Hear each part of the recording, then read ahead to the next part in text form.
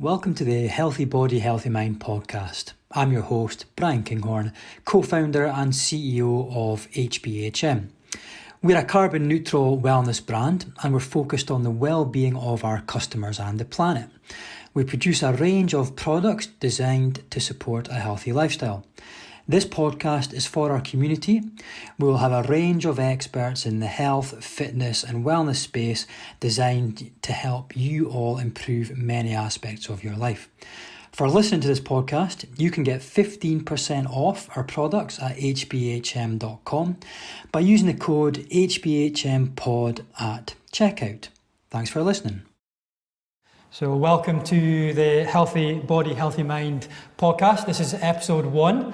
Today we have Sara Davidson, who is our head of brand. We've also got Martin Dickie here, who's our founder, and my name is Bryan Kinghorn. I am the CEO of HBHM. So today what we're looking to cover is a bit about an introduction to the team, introduction to the brand. We're going to explain what our products are, why CBD, our own experiences with CBD, our sort of health and fitness journey, as well as some upcoming products and some of the topics that we're going to be discussing on the podcast as well. So very briefly, if you want to introduce yourself. So Sara, do you want to tell us a wee bit about yourself?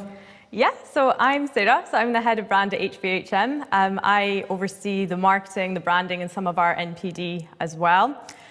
So I'm also involved in Brewdog and have been for the past 4 years. I'm actually Martin's executive assistant as well. So yeah, that's where I am. Cool, thank you very much. Martin, do you want to tell us a wee bit about yourself? Yeah, sure. So I'm probably better known for my work in the beer industry with Brewdog, but also very excited to work with some great people and start HBHM, which is a company based on helping people maybe live a bit better than they currently are. Perfect. And I'm Bryan Kinghorn. I am the CEO of HBHM. Newer to the team than these two guys, but was working a wee bit with them in the background initially and officially came on board a month ago today, actually. So 1 month in already. And Sara, you touched on a wee bit about yourself there. And can you tell us the news from the weekend as well? Maybe got engaged, maybe. Yeah, got engaged. Super exciting, super happy. Congratulations, yeah. Well done. Thank you. Yeah. Well Thank done you to very Stuart for asking the question. I know, well done Stuart. Yeah, superb. Did well. When's the wedding? Is that sorted yet? After Corona times, Yeah. I guess. Difficult to plan right Don't now. really know. Probably be in my mum and dad's garden. Well, let's just do it tomorrow then. No. So, do you want to let's go on to Sara and just explain a wee bit about the products that we've currently got. Yeah, okay, I've got one here actually. So we currently sell 1200 milligram CBD drops in 3 different flavors. We've got white peach, we've got cherry, and we've also got an unflavored one as well. So all of them are the same strength, 1200 milligrams. So that would be about 40 milligrams per 1 mil. We actually find that 40 milligrams is quite a common dosage for a lot of our customers. So we try to not tell people to exceed about 40 to 70 milligrams in a 24-hour period. But no, they taste really good and they are definitely the quickest way to get your CBD dose as well. Okay. And was there any reason behind the flavours? We just really like the taste. I think we probably developed the flavors for about 8 to 9 months. We probably went through about 20 different flavors. And then when we tried the cherry peach, we were like, yeah, that's definitely it. And we really wanted to have an unflavored one as well, just for people who want something a bit more plain. Yeah. You can add into your coffee or whatever else you want to. Yeah, I think that's the beauty of the unflavored is that you can stick it behind your tongue and let it dissolve that way, but you can also add it to foods as well. So having an unflavored one is great for doing that. It's something, a lot of our feedback we're getting all the time is how much people are enjoying the flavours.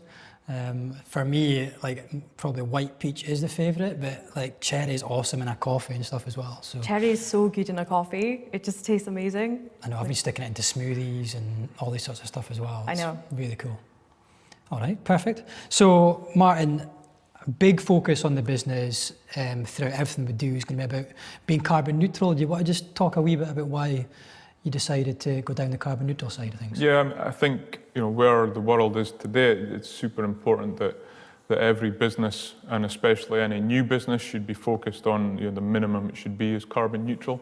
We're in I guess a very perilous decade now for the world, where the whole world needs to decarbonize a lot. So, if you're part of the problem in that, it's not a good place to be. And I think over the next 10 years, we're going to be the generation where people are going to look back in 50 years' time and say, they had the last chance to solve the issue of global warming.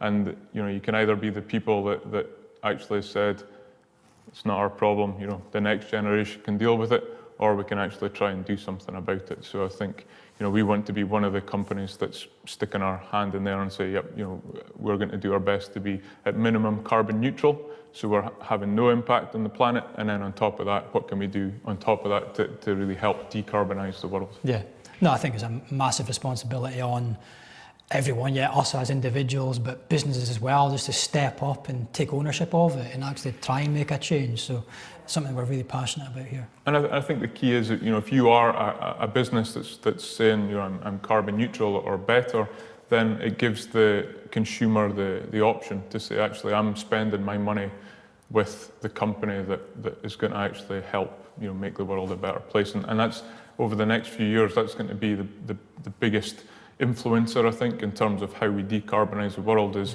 not waiting for governments to make a change because they've had, the last 50 years to start implementing that change, and it just doesn't come fast enough. If you're in a 4-year term as a government, you're looking after yourself, you're looking after how do I get this 4 years through and then re-elect in the next 4 years, whereas what we really need is that sort of longer term sustained view of, actually, we need to make, the world a better place, and that doesn't happen overnight. But what it means is, if we can be the one of the companies that is a carbon neutral company, then anyone buying our products or anyone wanting to buy CBD has that choice to say, actually, I'm spending my pounds or my dollars with this company, and I know that that's going to make a change. Yeah. So if everyone spends their pounds and dollars and euros wisely, then that's what's going to shift, make the big change in global environmental change.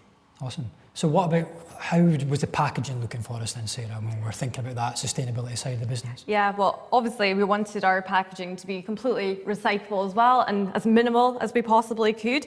So we are really proud to say that all of our packaging is completely recyclable, and we use recycled materials when we can. The labels that we currently have are made from 30% recycled materials. Our mailer boxes are made from recycled materials. You can recycle every part of the bottle, every part of the carton, and we actually have a little guide on our website to show you where you can recycle each part. The lid comes apart as well, so that makes it a lot easier just for disposing of. But yeah, it was a super important thing for us, and it is something that we are always trying to do better as well. Use more recycled materials when we can, and just use a lot less packaging if it's not required. We don't need it. Yeah, and every new product, we'll come on to the sort of, product development stuff that we've got on the go later on in the podcast, but throughout every new product, the message and the drive from us is always going to be to try and make sure that those products the packaging's all recyclable. So it's definitely going to underpin everything that we do. Yeah, so, I think it's really important is that, utilising recycled materials where you can. If you can't use recycled materials, it's using readily recyclable materials. So Sarah's done a great job in sourcing all these things, and then for us as a business, at the end of every year we work out our carbon footprint, and as well as minimising our footprint in the first place, everything on top of that will be offset with our forest that we have down in Stirling. Cool. And another focus that we've got as a business is around everything being plant-based. So do you want to just talk a wee bit about that, Martin? Yeah, I guess you could look at HBHM and I guess put it into 3 buckets, which is plants, people and planet. And they're, I think, 3 of the most important pieces of the puzzle. So HBHM, healthy body, healthy mind, was all about thinking, okay, well, as a person, and I think as a person, as you get older, you start to think maybe you're not as invincible as you were in your 20s. So it's like, how do I start to look after myself a little bit better? I've also got some kids as well, and it's like, actually, how do I start to look after the world a bit better so that they actually have something to look forward to when they grow up? So you've got and then plants as well, and I think that's one of the most important pieces there, is that, you know, if everyone has a more plant-based diet, then they're you know, consuming less resource out of the world. And then also with the HBHM, where it's, you know, based on hemp, it's what advantages can you get from some of these incredible plants that are out there, which maybe means that you don't need to, you know, rely so heavily on some pharmaceutical alternatives as well. Cool. So another massive aspect for us is the community. So, you know, Martin just touched on that there about people is, you know, really important for myself. And, you know, we're all involved in some sort of health and fitness here, which we'll expand on a bit later on. But, you know, having a pool of people, athletes, well-being experts that we can work with on a, you know, daily basis to provide content to our community is a big, important part of the puzzle for us. So any, you know, inspirations that you have got in that space, Martin? Yeah, I mean, I think the thing about the community and people is really important. You know, a lot of people, especially over the last 12 months with COVID and restrictions, a lot of people have been in a place that they haven't really been in before, and whether it's like a long-term isolation just by being, you know, in the lockdown, or I guess a big change in what was from their life before. So my personal experience was, you know, before lockdown I travelled an awful lot and probably had not the best sort of general lifestyle, and that's, you know, for me, some of the best things was, you know, getting a sort of personal trainer and doing some general regular fitness, and it's made a huge difference to my life. So it's like, how do we take some of the things that we've all experienced, and whether that's yoga or whether it's some general training stuff or eating healthy as well, and take these hints and tips that we've learned over the years and actually just allow our community to access all that stuff for free. So let's work with an awesome yoga teacher, let's work with an awesome trainer, and put these things online so that anyone can access it at any time. Yeah. So Sara, do you want to explain a wee bit about who we have got on the current social channels and what things are up on there? Yeah, so at the moment we've been working with a really great yoga teacher called Melissa Peralta. She's got her own company in Aberdeen called Third Eye Tribe. So we've actually got a 7-week series running with her over on our Instagram and our YouTube channel.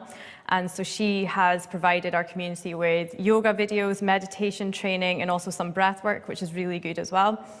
We've been working with ultra runner Kyle Gregg, who has been giving people tips on running, how to get into running, his backstory, and just giving us some really great content on his warm-up routines and things like that. So it's been really, really, really good. And we're actually going to be working with a couple of nutritionists over the next week or so. We're going to be working with Laura Leslie Nutrition. So she's going to be talking all about mindful eating, how certain foods can increase your mood.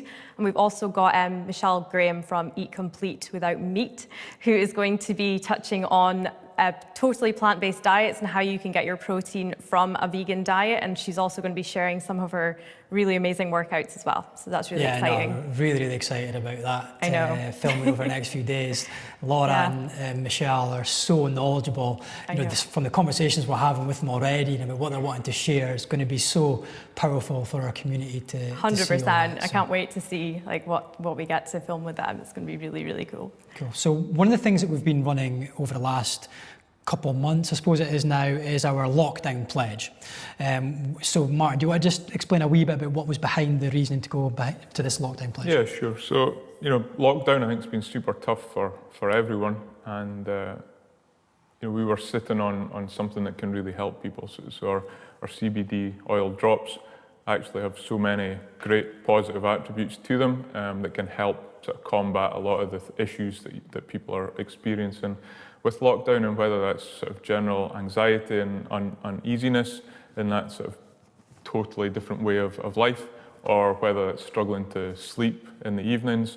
If you're also you know, working from home as well, you're maybe training in a different way. Maybe it's like a first time that you've been allowed to have a really great solid training block, and also CBD drops can really aid that recovery process too. Yeah, cool. So Sara, do you want to explain what the lockdown pledge is? Yeah, so the end of January, we decided to take all our drops down to £20 for the 30ml bottles. And the reaction we've had so far has been amazing.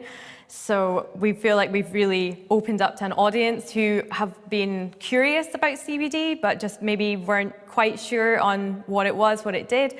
But because we have taken it down to such a great price, we've had so many people take it and they can't believe the benefits it has. So yeah, it's something that has been really amazing for our community and for us as a company too. I think it's opened up to new people that haven't tried CBD yet. I think we get a lot of messages from people who it's the first time they've tried it. So making that price £20 per bottle has just opened up people to trying it, and it's been really encouraging to see all these messages come through. It's been really great, and we've had so many messages from people just kind of asking about the product. So being able to educate more people on it as well has been really, really good. Yeah, it's not the best business model when you're actually selling your CBD oil for lower than it costs to actually produce it. But I think it's really important. You know, now's the time where you know we have something that can actually help people. So we need to do all we can to give people the opportunity to try that. So I guess until at the moment it looks like June 21st would be an end of lockdown sort of scenario. So I think it's something we should carry out until around that time. That is a difficult one. The end date is movable all the time, and we're not really in control of that. I was hoping for next week, but yeah, I think we all were as well. So let's go on a bit to why the business started then. So Martin, why CBD? What was the driver behind CBD? Yeah, I mean, it probably goes back for me anyway with the sort of hemp journey back to when I was traveling a lot 2 years ago out in the States, and you know I think I spent that year probably almost half of the year traveling and a lot of time in America. And you know when you're going from place to place, you know I think it was pretty much, well, Sara probably knows, she organised all the flights, but you know it's every other day you're flying to another place, another time zone. And it really starts to have an effect on your body over a period. You know, you're eating unhealthily, you're training very irregularly, you're drinking probably more than you should be. You know, you're staying up late with customers or entertaining, and then you know you're up early for the next flight. And you know, that year I was really beginning to struggle with sleep. And so someone in the States recommended that I try some CBD oil, which should help with sleeping. And it did, you know, just a few drops at night time before going to sleep made such a big difference, and it's something I've been taking regularly since then. And I guess the one thing with that, when I got back to the UK and said, oh, I really want to try some CBD oil here, it got back and it was a bit of a kind of landmine as to, you know, what it was, where it was coming from. Was it CBD oil? Was it CBD isolate? Was it full spectrum CBD? It was very difficult to understand what it was you were getting. And then there's also it's X amount of milligrams, and was that milligrams of CBD, or was it milligrams of hemp oil, or what was it? And it was very confusing. So you know, Sara and myself were chatting. It's like, you know, how can we get a credible source of CBD oil that can give us basically what we're wanting to take day in, day out? So usually when you get faced that kind of question, the answer is you need to sort it out yourself. Yeah. So we spent a long time looking for a great supplier of the CBD isolate. For us, it was super important that there was that traceability of it, and also that C of A, that certificate of analysis of the actual CBD isolate, because that's super important when you get to, well, I say super important, not that important for me. I'm not that level of athlete, but you know, people need to know what it is that they're putting into their bodies. So you want to make sure it's super, super pure, and you can trace that all the way back to the field that it's grown. So that purity of CBD was critical for us. And then the other thing on top of that was, you know, how can we make it taste great as well? So we did a lot of testing of flavors to come up with the 3 flavors we have, which is the natural, the cherry, and the peach. And in terms of that concentration, we went for 1,200 milligrams in terms of that 30 ml bottle, which is 40 milligrams per ml, which is, you know, one of those pipettes. It's a nice dose of CBD per pipette. But something we're going to look at in the next few months is a higher strength one as well, which would be 3,000 milligrams per 30 ml as well. Yeah, cool. And you know, out on the market, there's people are talking about all the different benefits that people get from CBD. So what I wanted to do today was talk about our own personal experiences with CBD. So Sarah, do you want to just explain a wee bit about how it helps you? Yeah. So just what Mark was saying, he was away on this like month-long trip, and then he came back with quite a few different CBD samples. And like, honestly, it's something that I'd heard of, but I didn't really know much about. I didn't really know what the benefits were, or not really much of anything really. So from that day that Martin came back, I just started taking it for about a month just to see if I noticed any kind of difference. And I definitely did, because I haven't stopped taking it since. So that's been 2 years now. So yeah, a long time. So I take it to help, but I think it really helps my focus and my productivity. I do find that I wake up and I just feel a bit more like ready to like take on the day almost. And any sort of like brain fog that you can sometimes get when you're feeling stressed or anxious, that just improves massively for me. So that's the main reasons I take it. And I've done like a few experiments throughout the couple of years. Like I'm not going to take it for a month and see if I notice a difference. And I do. Okay. And I'm like really wanting to take it again. So it's something that has just become like part of my everyday. Like I take 40 milligrams every morning, and I don't think I ever would not do that. Yeah, awesome. Well, for me, so I'm a keen runner, which again we'll come on and speak about a bit more soon, hopefully. Yeah. But recovery is absolutely key for me, and since I've been taking CBD consistently, my recovery's been so much better. So less aches and pains, and I wear a Whoop, and you'll hear me harping on about Whoop quite a lot over the course of this podcast journey, because I absolutely love the product. But basically, my Whoop is a band, a wearable that I wear on my wrist that tracks my body 24/7, basically. So it's monitoring different data points within my body at all times. So 3 of the key things it measures is my daily strain, so how much I'm straining on a daily basis, what my recovery score is, so how recovered I am to allow me to do that particular whatever it is I've got on that day, and sleep. So it monitors my sleep, how much deep sleep I'm getting, all that sort of thing. And for me, because I can actually track my data, since I have been using CBD consistently, my recovery score is generally always better. It tracks something called heart rate variability. Again, I won't get too technical, but it's always kind of more increased, it's higher, which is better for you. So generally, the way I feel, I know my body well enough that I feel better taking it, but having that actual data to back it up as well is just absolutely incredible. So, like you said, Sarah, making it a routine, it's just now part of my daily routine. So my recovery is better, but part of that recovery is my sleep. And again, I look at my sleep score, and I'm a bit of a geek when it comes to my Whoop, as you've probably already realised.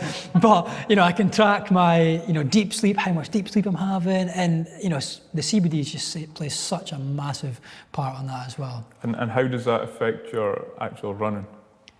Well, because I'm waking up on a daily basis more recovered, it's allowing me to go harder than I probably ever have before. And how's your performance?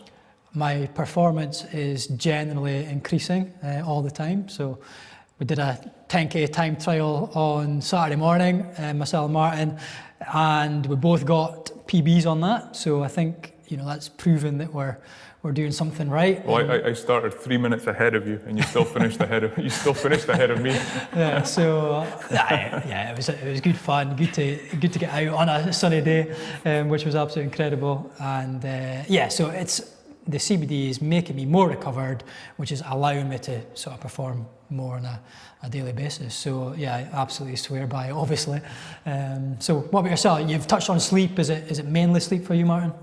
Yeah, mainly sleep. I mean, I've got a slightly more regular running regime over the last period, which I think it helps as well. I've increased my mileage slowly over the last few years, and it's now sitting at around about 60k a week, which for me is good going. It's not quite in the same region as you, but you're a lot faster and stronger than I am. So you're catching up quick. One day I can only dream of being the athlete you are. But yeah, I think it helps a lot. It's before that I would tend to be maybe injured now and again, and I feel that over the last period it's been super consistent and injury free, which is great. Yeah, Cool. So, well, let's go on to speak a bit about our health and fitness then. You know, Martin and I are clearly runners, as we've touched upon already, and we'll go on to a bit more detail. But what about yourself, Sarah? What is it that you're... Not a runner. Definitely not a runner. My fitness journey has been a bit... Well, I used to be quite a keen gym goer. I used to be in the gym 5 days a week, strength training. That was what I did for about 3 years. And I think just as time moved on, my interests changed. So I've kind of dabbled in quite a few different things. But I would say the one thing that I do probably on a weekly basis is hike. I love hiking. I love the way it makes me feel. I love everything about it. I love getting out into the Scotland, Munros and all that. So yeah, that's what I do to kind of keep focused and keep my health and fitness on track. And I do really actually miss doing my strength training, but obviously right now, gyms are quite hard to, well, there's no gyms right now. So I have just had to kind of adapt what I do. I do quite a bit of yoga as well. So I think a lot of people are trying to adapt what they are doing and how they can fit that into being at home more. So I do find that yoga is really good for doing at home, just if you've got a yoga mat, and it doesn't have to be anywhere fancy. I live in quite a small 2-bedroom flat in town, so I don't have like masses of room, but I try and do yoga maybe a couple times a week, and some meditation as well. I quite like doing meditation in the morning with my coffee and my CBD. That's kind of a little ritual that I have right now. But yeah, every weekend I do try and get out to the hills if I can, and every day I make sure I get at least like 20, 30 minutes of just a walk at lunchtime. I think that's so important. Like when you're so busy, like day in, day out at work, and you just find yourself that you haven't even left your desk, I think that is probably one of the worst things you can do for your mental health, and it totally makes a difference. Just getting up half an hour, going for a walk around wherever you are, it just totally resets yourself. Especially right now, working from home, like there's days where, you know, you get up and you go to your desk and you're at your desk, and before you know it, you're like, God, it's the end of the day and I haven't actually even stepped foot outside. It's so easy to do. Like if you wake up at whatever time, 6, 7, like you can find yourself just starting to work then, and then before you know it, it's like 1 o'clock and you're like, oh my goodness, this is not great. So yeah, you really need to kind of just have discipline and set some boundaries, and just make sure you take half an hour, 20 minutes, whatever you can, just to get outside and just take those like moments for yourself and just do something you want to do. It might not be a walk. It might just be, you might want to read a book for half an hour. You might want to meditate. You might do a yoga practice. Yeah. I think it is important to do that for yourself. So the hill walking side then, fresh air is absolutely key for so many different things. Yes. What's some of your favourite walks? I would say Loch Nagar is my fave. It's my all-time favourite one, and Loch Mick as well. That's lovely too. Still heaps I need to explore, but that's the ones I tend to do when I can. And you enjoy hill walking so much. That's where you got engaged at the weekend. I know. I know. He knows me well. I know. Stuart is a huge reason why we do so many Munros. It's the one thing that we love doing together. So that's why we've definitely stepped up and trying to accomplish a lot more now. And it's a great thing to do during, like, when COVID is happening. You know, it's something that you can do, and it's nice to get out and just away from all. No, definitely. It's definitely something I advocate as well. Like, just getting outside. I think that's so important for people. Just, you know, I feel it when I've been cooped up inside all day. You know, you genuinely feel like, you know, that fogginess, you know, sore head sometimes. And I think for me, just getting outside is so important. Yeah, 100%. Yeah, I think it is so important. It just makes you feel I don't know, it kind of makes you like look at things differently when you get out to the hills or wherever it is you want to go. Just a different, like a change of scenery, and it just kind of makes you appreciate things a little bit more when it's during this quite challenging time for everyone. Yeah, and we're quite blessed in the northeast of Scotland as well. I know we are. We've got plenty of places we can go. I know. I'm sorry for the people who don't have Munros on their doorstep. But once all this is over, you're welcome to come and visit the northeast of Scotland. It's a good place to live, that's for sure. So Martin, obviously running. What's your key sort of discipline? What do you enjoy? What distances? Only one goal. So my one goal is to do a sub 3 hour marathon. Yeah, and where are you at right now? 3:19. Yeah, which is a bit out of date as well. I think if you did one right now, it'd be a lot quicker. But it would be close, but I'm still not sure I'm there. So I worked up. I set myself some goals. The first one was a 20-minute 5K. Then it was a 40-minute 10K. Then a 1 hour 30 half marathon. So I've ticked off all these ones. So now it's just that that final goal of a sub-3 marathon, and then once I've done that, I can tie up my shoes, put them on the mantelpiece, and sit back and drink beer for the rest of my life. Yeah. So what, just out of interest, what was your first ever marathon? What was your time in that? First ever marathon was, what was that, 2011, I think, where Ellie, my wife, and I decided for no reason that we should run a marathon.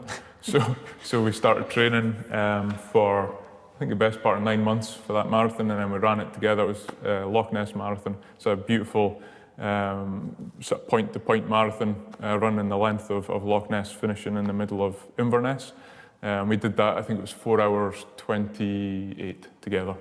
4 hours 28. 4 hours 28. And then the year after, I ran the Pisa Marathon myself in 3:35, and then I stopped running for, I think, about four years.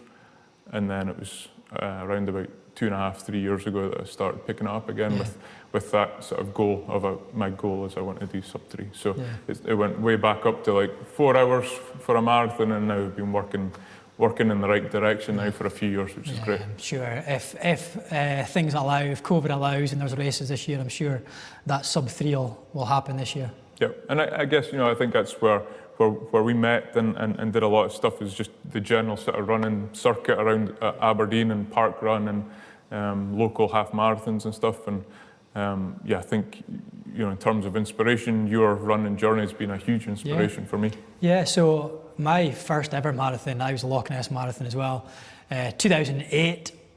So I did that in 4 hours 35 minutes. Then similar, didn't do another one for another 3 years. Did my second one, did 2 in 2011 in 1 year. So after not doing anything for 3 years, I did Edinburgh and New York Marathon that year. And again, after that, took 3 years off for whatever reason, and didn't do another one until 2014. And then I did a few, I did a few years of all my marathons were around about the same time, like 3:45, 3:46, 3:48, and they're all in that sort of vicinity when no real improvement was coming. So, when you're doing this, you start looking at yourself and thinking, what can I do to improve things? So I started, working with a running coach who's a chap called Fraser Klein, who's still, to this day, I believe, still Aberdeen's fastest ever marathoner. So anyway, he just gave me a bit of structure to my training, and started working with him in 2018. So going into that, my PB in a marathon, I think, was 3 hours 43.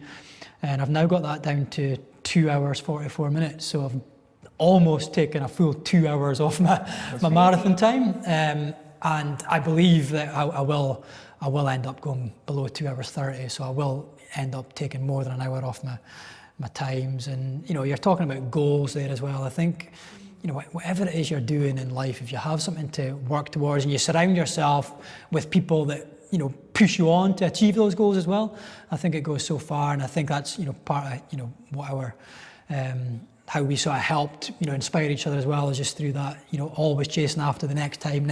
And, you say you'll hang up the trainers after a 3 hour marathon, but I've got no doubt that you'll carry on after that. So, yeah, I think it's just like anything else. It's just having a structure, having consistency, and you can see the improvements happening. You can relate that to any part of your life. You can relate that to your business life or your yoga or whatever it is. Just having something to work towards and have a bit of a plan to do it, and you can achieve it. Yeah, and and the achievements that you've made in those years, taking basically 2 hours off that time that you first set is incredible. And I think it's just great. It's not just the running improvements, but it's also everything else it does around your life as well. So I don't know how many. Well, you do a lot of sessions. What, probably 6 sessions a week, 7 sessions a week? I'm pretty much running every single day, and it's just now part of my life. Like, it's just, people ask me how I fit it in and all that sort of things, and it's just whatever I've got on, however busy I am, the run happens. It's just became a habit, and it just happens regardless. So yeah, it just always gets done. And then within that 7 days, some are really easy, comfortable, slow runs, and then maybe 2 or 3 key workouts a week where I'll do some sort of speed sessions or interval sessions and stuff like that, and then around that just recover and come back stronger for the next day. And I think it's so easy to say, that old excuse I used to be really bad at that was, I don't have time to do it. I'm really busy at work. I can't get out for a lunchtime run or whatever it is. But it's totally the wrong way to look at that thing. And the best thing you can do is say, actually, I'm going to take 20 minutes. I'm going to put on my shorts and I'm going to just have a quick few K around the block. Yeah. And then when you come back in, your head's in such a better place that you can get all the work that you've supposedly missed during your 20 minutes that you're not at your desk easily done. But on top of that, you're giving your body a little bit of a workout. Your head's getting better, and then also in the evening when you have your tea or your little extra piece of chocolate or a few extra beers in my case maybe, but it just puts everything in a much more manageable cycle where you have that exercise, but it makes the rest of your life so much easier as well. I think it's potentially even written into my contract, is it, Martin? I've got to run every single day. Every day. 15K every day. Yeah, so there's running in my contract, yeah. So Sarah, just what about yourself? Any goals that you've got in the hill walking or yoga side of things? Yeah, I would love to just climb something that is not in Scotland. Everest Base Camp would be the dream. Okay. I would love to do that. I don't know when we'll get around to doing that right now. It's quite hard to kind of set any goals in that kind of way. But yeah, would absolutely love to do that. We can hold her to that, can't we, Martin? Be a great honeymoon. That would be. I'll run it by Stuart. Yeah, hopefully. It's out there. It's out there now. Hopefully Stuart listens and he's got to get that booked in. But honestly, as well as that, I actually want to get back into doing my strength training again, which is why I'm really excited to have Michelle come on board as well, because I think she might give me that kind of boost that I need to actually start doing it. It's obviously a little bit more challenging right now, but it's something that I absolutely loved doing. Okay. And I used to set myself crazy goals back then, and I do actually miss having that kind of goals. Yeah. So it's definitely something I want to start doing again, hopefully in the next year. Yeah. I think that's a great point. It's probably the one thing I think that's missing from my exercising regime is just something, I like running. I do, maybe 5 sessions a week of running, but that's all. And I don't really do any sort of core work or other bits, which I think would really benefit my running as well. So I think hopefully Michelle and some of the other people we'll have helping us out can give us some great routines for core strength, which we can tailor around my requirement, and then everyone else can use it. Yeah, exactly. I think that's, it's one of those things that we speak about. We just mentioned it there. We talk about being busy and everything, so you end up cramming in the run because that is on a plan, and you sort of hold yourself accountable to that. But then, the strength work or the core work right now isn't actually on a plan, so it just doesn't get done. So I think, somebody holding you accountable to it as well. I'll need to start super easy, 3 press-ups or 2 chin-ups or something. I'm not sure I could do much more than that. So what about inspirations in regards to any people you look up to in the running world or any other world?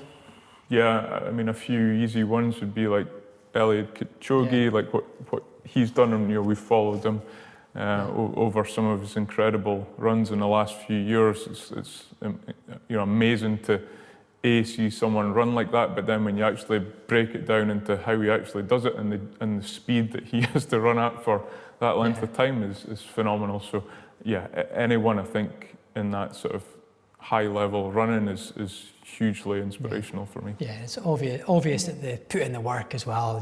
They're working really, really hard on it. It doesn't just happen by chance. Yeah. So cool. So we've also got a range of new products in development right now as well. So Sara, do you want to touch a wee bit about the new CBD oils? Yeah, so at the moment we're currently developing stronger CBD drops. So they're going to be the same 30 ml volume, but we're actually going to be doing it in 3,000 milligram. So at the moment we are trialing flavors. We're going to likely be doing 3 new ones. Very likely one will be unflavoured, 2 to be confirmed, but it will not take 8 months like it did last time.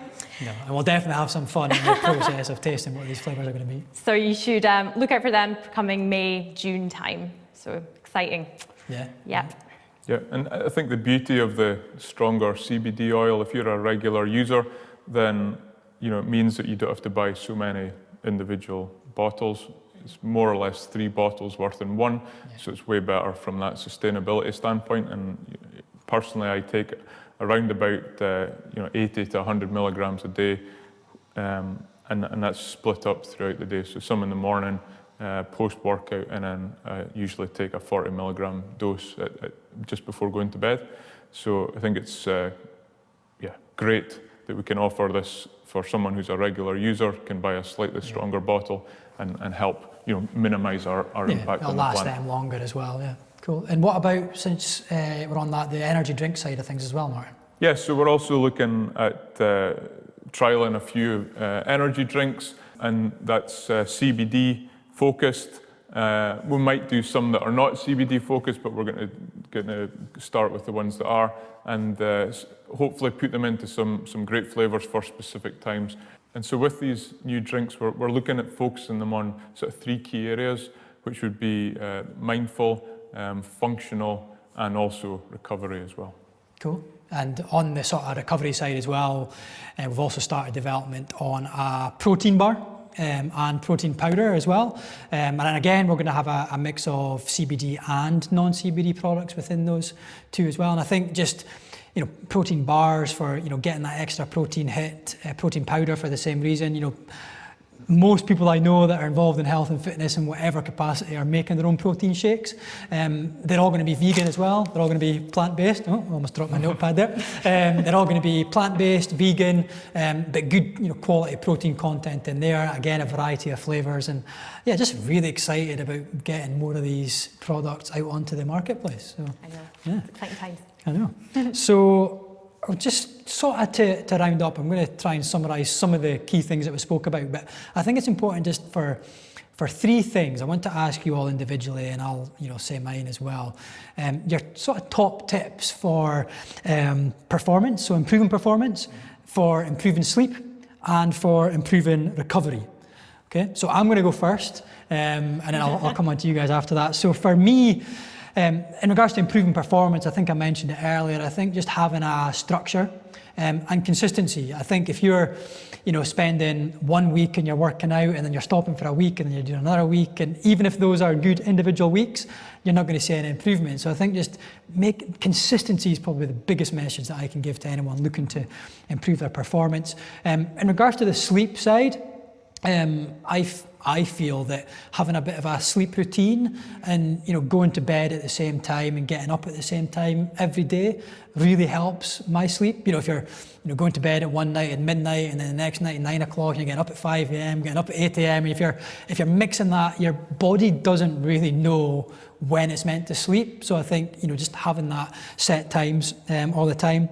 And then recovery, there's a few different things, but I'm going to mention ice bath because yesterday, and the guys are laughing because basically I took delivery of like a massive water container thing yesterday that my wife ordered, that we're going to put in the back garden, and we're going to frame it out a bit. It's going to be like an ice bath for recovery. So my wife Angela, she's well into her health and fitness, and she's a keen CrossFitter, so it was driven by her. But I think there is something about getting into the cold water that really helps. We're partial to go into the sea in the middle of winter in the North Sea, which is absolutely freezing, but it really does help recovery, and it helps your legs, and there's a weird nice feeling going into the freezing cold water as well. So I've heard that a lot of people think it makes you just feel energized and bit of a happy. buzz. Yeah. Biggest tip, you need to put something on your feet, and I need to do this myself because the worst part is my feet are absolutely freezing. So that's mine. So consistency, same time to bed, same time waking up for sleep, and then the ice bath for recovery. So Sarah, what are your 3 tips on these? My 3 tips. I would say having a routine. I find that waking up every day, having my morning coffee, having my CBD, really sets me up for the day. And yeah, like I said before, make sure halfway through the day you take that time for yourself to do whatever it is that you want to do. But I'm also going to touch on things that I find don't help me, when it comes to mental health. I find if I wake up in the morning and I just pick up my phone and start looking at whatever it is, emails, anything like that, it's probably the worst thing to do, because I think it just kind of sets you up the wrong way. I think when you wake up in the morning, you should really just take that time for yourself before looking at any sort of screens. I find scrolling through my phone when I'm in my bed at all really is not great at all for like my mental health. I feel like it doesn't really help you switch off. So that would be one of my tips, definitely, not to take your phone to bed. Yeah. I guess. It's a very good tip. It is. Yeah, really I really do think you can spend hours like just scrolling through stuff and you don't really know what you've just spent your time doing. So I really make sure that I really limit my screen time and the blue light as well. If Yeah. you're before bed, if you're looking at that screen in your bed, the blue light doesn't help you sleep either. So yeah, no, it's a good tip. 100%. And like I have to like catch myself because I still do it, and then I'm like, no, like this is not going to help me in any way. So I do a lot of journaling. I find like if I can't sleep, I write or I read, or I actually use the Calm app, which is something I've actually recently discovered, and I wish I discovered it long before now, because I just listened to one of the night stories and I'm asleep within like 3 minutes. Yeah. So there you go, the Calm app is amazing. Yeah.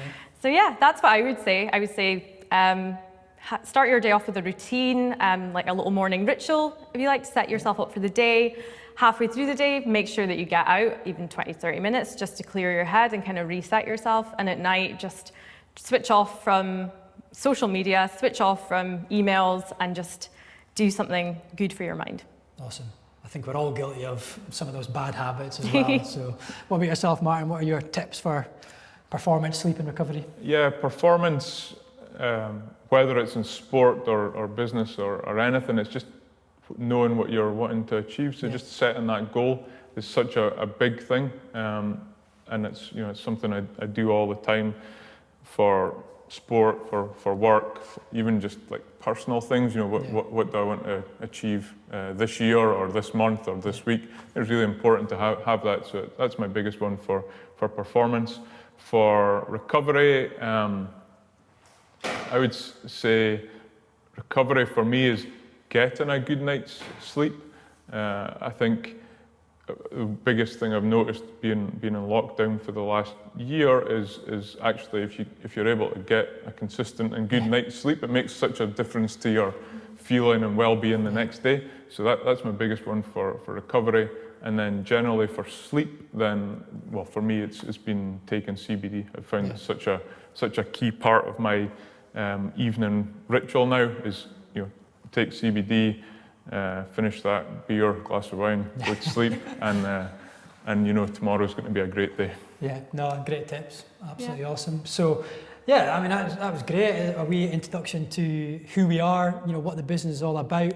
We're keen to put this podcast out weekly, and we've got a range of different experts, different topics that we're going to cover, in the podcast on a weekly basis. So some of those that we've got, we're going to have obviously, some running people because we're big into running, but also yoga, meditation. We've got some CrossFit people that will be coming onto the podcast, weightlifting, nutrition, obviously CBD experts, because CBD is obviously a massive part of what we do, but also environmental experts as well, that sustainability message. So, and there'll be more, it's countless, anything related to improving people's mind and their body, obviously healthy body, healthy mind.